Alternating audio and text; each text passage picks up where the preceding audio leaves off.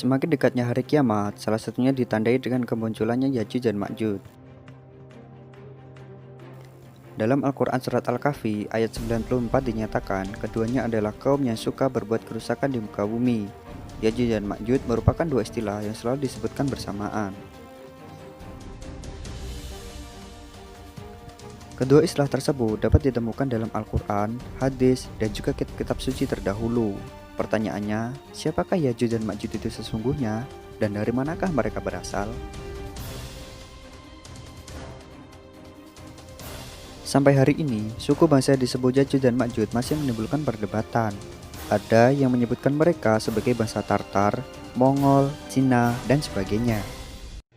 Ada pula yang menganggap Ya'juj dan Ma'juj sebagai nenek moyang bangsa Turki.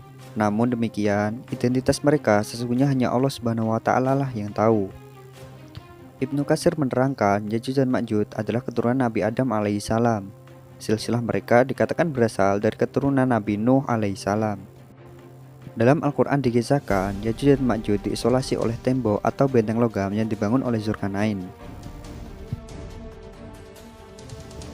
Meski mereka masih berasal dari jenis manusia, Ya'juj dan Ma'juj memiliki ciri khas yang membuat mereka tampak berbeda dari manusia pada umumnya.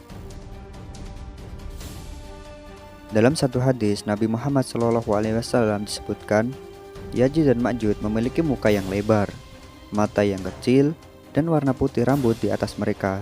Bentuk wajah mereka dikatakan mirip sebagai perisai. Hadis riwayat Ahmad.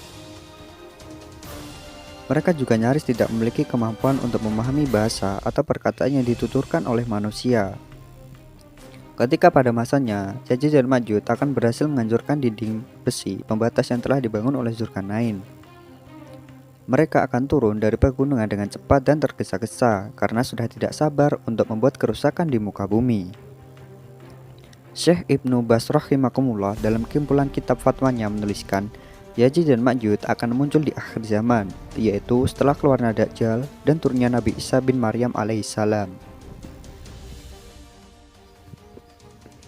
Jumlah Ya'juj dan Ma'juj juga terbilang sangat besar, sehingga ketika mereka turun dari tempat persembunyiannya seakan-akan terlihat seperti air bah yang mengalir. Dalam hadis lain yang diriwayatkan oleh Imam Bukhari, disiratkan bahwa populasi manusia biasa dibandingkan dengan Ya'juj dan Ma'juj adalah 1:999. Sementara hadis yang diriwayatkan oleh An-Nuwas radhiyallahu an mengungkapkan, ketika Allah Subhanahu wa Ta'ala mengeluarkan Ya'juj dan Ma'juj dari tempat persembunyiannya, mereka segera turun dengan cepat dari bukit-bukit yang tinggi. Selanjutnya, gerombolan atau barisan pertama dari mereka melewati danau Tabariyah dan kemudian meminum habis semua air dalam danau tersebut. Hadis riwayat Muslim, At-Tirmizi, Abu Daud, dan Ibnu Majah.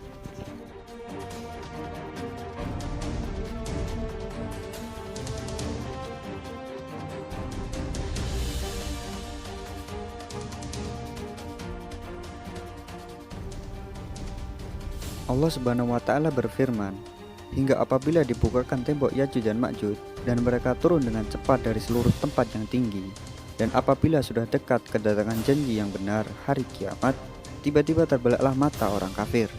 Mereka berkata, aduhai, celakalah kami, sesungguhnya kami adalah orang dalam kelalaian mengenai ini, bahkan kami adalah orang-orang yang zalim. Quran Surat Al-Anbiya ayat 96-97. Lepasnya Ya'juj dan Ma'juj dari tempat persembunyian merupakan salah satu tanda semakin dekatnya hari kiamat. Ketika mereka menguasai dunia, tidak ada yang sanggup menghentikannya, termasuk kaum muslimin yang pada saat itu hidup bersama Nabi Isa alaihissalam.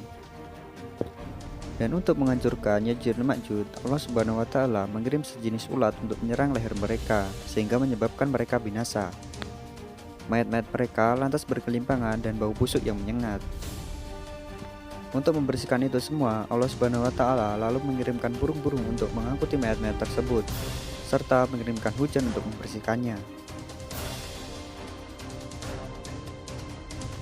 Terima kasih telah menonton video ini sampai selesai, dan jangan lupa untuk like, komen, dan subscribe, dan sebarkan ke teman-teman kalian apabila video ini bermanfaat.